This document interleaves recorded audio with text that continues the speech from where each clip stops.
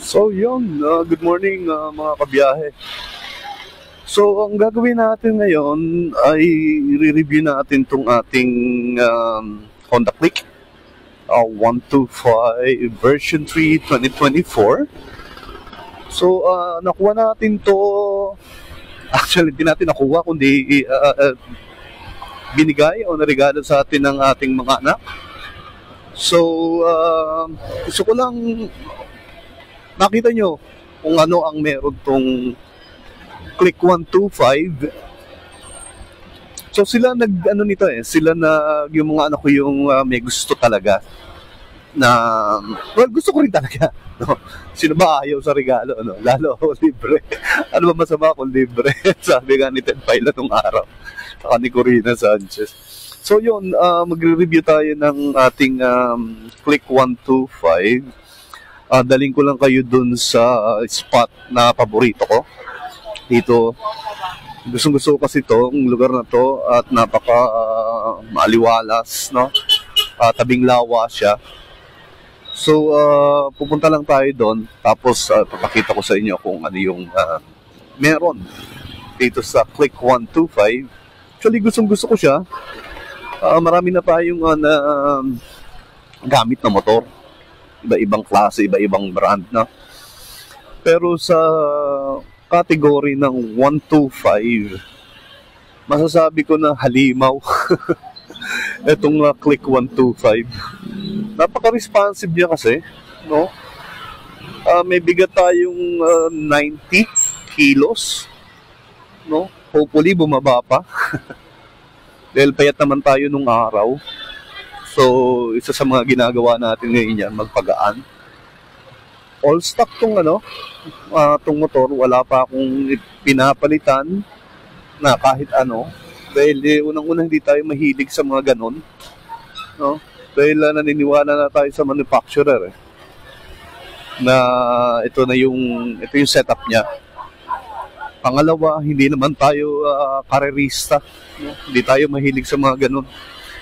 Ang gusto lang natin, may motor tayong nagagamit para nakakapagpasyal tayo, nakakuha tayo ng mga pictures, nakakuha tayo ng mga video, no? Yun yung dahilan kaya gusto ko lagi may motor. Although may mga sasakyan naman sila, pero alam mo yun, yung convenienteng ibinibigay ng motor kasi iba no? Iba yung ibinibigay niyang conveniente. Hindi kasi ko maano sa brand, kung anong brand, anong klaseng motor. Dahil marunong naman tayong mag-manual, marunong tayong mag-scooter, no? Nung araw, nakagamit na rin tayo ng mga big bike, nung hindi pa masyadong sophisticated yung, ano yun, manual, carburetor. Yun lang ang iniisip mo, baterya. No? Ngayon, sa dami ng pictures ng ng mga motor, minsan nakakalito na. So ito kasing Click 125, kahit sabihin mo na may ICU siya, no? Madali lang din siyang intindihin. Kahit sa mga katulad ko na old school, madali lang naman siyang i-operate, no? Madali lang siyang intindihin. So ayun nga, kaya ko nasabing halimaw kanina, talagang napaka-responsive niya talaga. Sabi ko, 90 kilos tayo. Pero sa ibang mga motor na nagamit ko, sa scooter, malakas yung ibang dragging, no? Pero this motorcycle, actually maganda. Yun lang, masyadong maliwanag, masyadong maaraw. So tingnan natin dun sa ibang spot. So mahirap din yung sobrang liwanag Tingnan natin dun sa ibang spot kung makakuha tayo. Meron kasi dyan, ayaw naman natin ng istorbo, no? Nung ibang nag-i-enjoy ng kanilang moment. So tayo rin ayaw natin na i-istorbo, no, sa moment natin. Kaya ayaw din natin yung gawin. So let them be. Let them enjoy their time with themselves. So hindi tayo masyadong sa mga ganyan. Marespeto tayong tao. So yun, hanap na lang tayo ng ibang spot o kaya pwede naman mamaya, no? Kasi medyo maaga pa rin naman. So 7:48. So moment pa nila 'yon Moment pa nila. Pwede naman natin gawin sa bahay yung pagre-review. Gusto ko lang kasi talagang medyo magmotor ngayong araw na to. Alam mo yun, kapag medyo stress ka, o stress ako, nasa isip ko magmotor. Kasi nga nakakawala ng stress ang sa totoo lang, yung pagmotor, nakakawala siya talaga ng stress. So, marami tayong gustong gawin this year Actually, kumuha na tayo ng content nung nakaraan. Kaso talagang, yun nga, sad to say,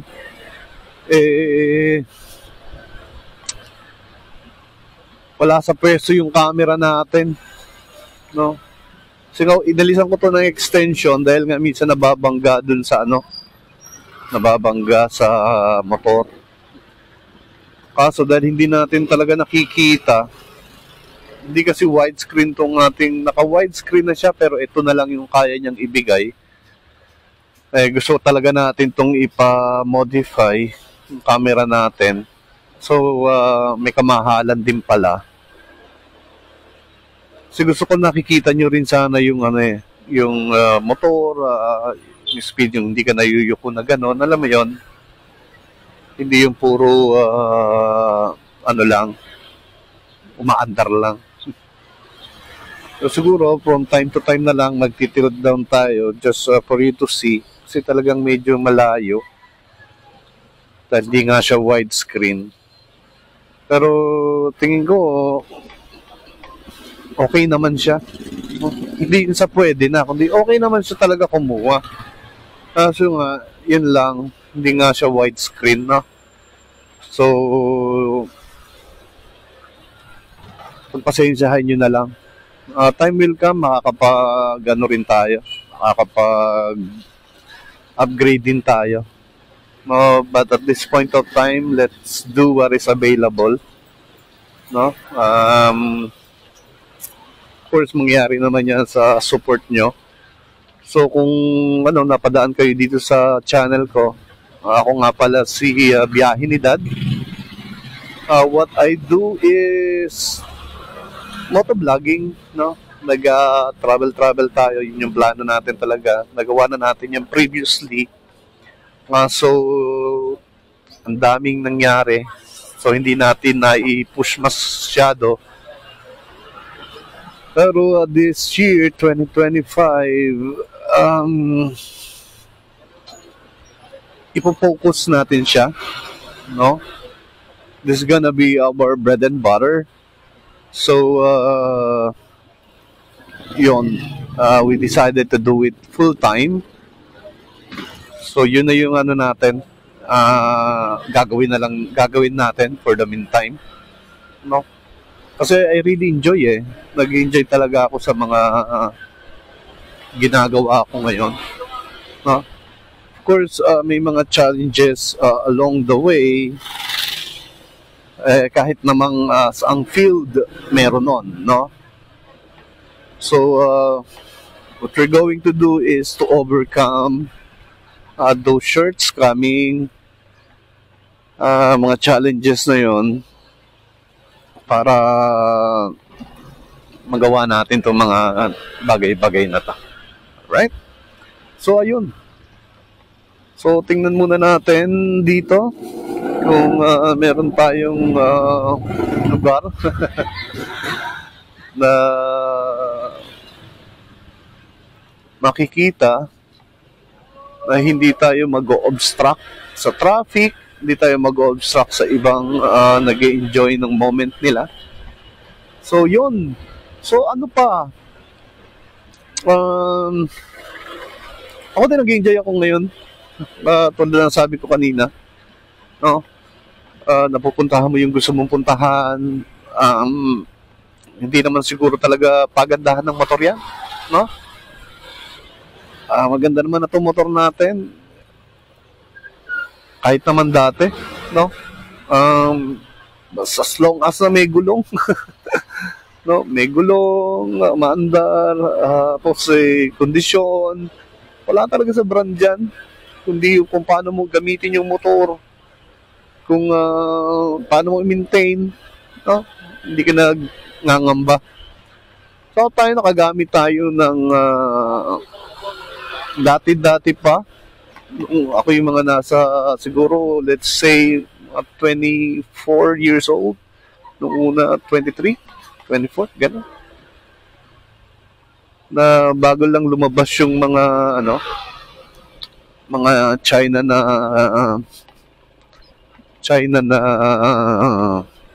motor. Karoon na tayo noon, no? Pumili agad tayo. Tapos syempre nag-abroad tayo nung araw, hindi natin naasikaso. No? Pero matagal tayo nagmumoto. Tapos nakagamit tayo ng DU nung araw. Ginagamit sa mga subdivision lang, ganun tipo. So yun ang mga nagamit nating motor dati. Tapos nag-Yamaha tayo na Vega Force nung araw. Ganun katagal, no? Ngayon wala na siya. Phased out na. Vega Force, tapos Beat na carb dati. Nakagamit na rin tayo na ang iba't ibang motor ng Motorstar. Nakatry na rin tayo ng Rakal. Nakatry tayo ng Rusi. Nakatry tayo ng Honda. Ito huli-huli nating motor. Honda Click 125 version 3 2024. So yan yung ating ginagamit ngayon at gagamitin natin. So naka-stock pa tayo lahat, pati gulong. Tapos ang odo natin is 497 kilometers na. So yan ang una nating gagawin is change oil tayo. And then, ready to go na tayo. Tinapos lang natin yung unang tapos first pa. Yung makapag-change oil muna tayo, ma-check. Para ready to go na tayo. So, we're planning pa rin na magpalit ng gulong.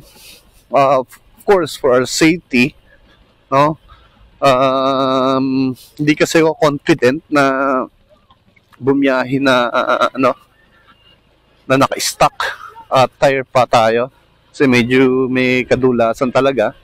Kaya alam nyo naman matigas yung stock, hindi siya ganun kakapit. Pero kung tutusin pwede na dahil hindi naman tayo talaga nagpapatakbo ng mabilis.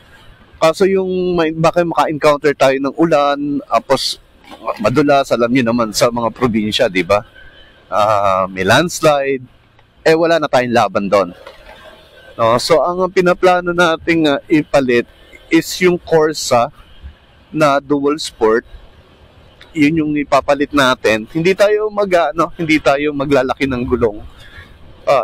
Stock size pa rin. Before mag 110, no?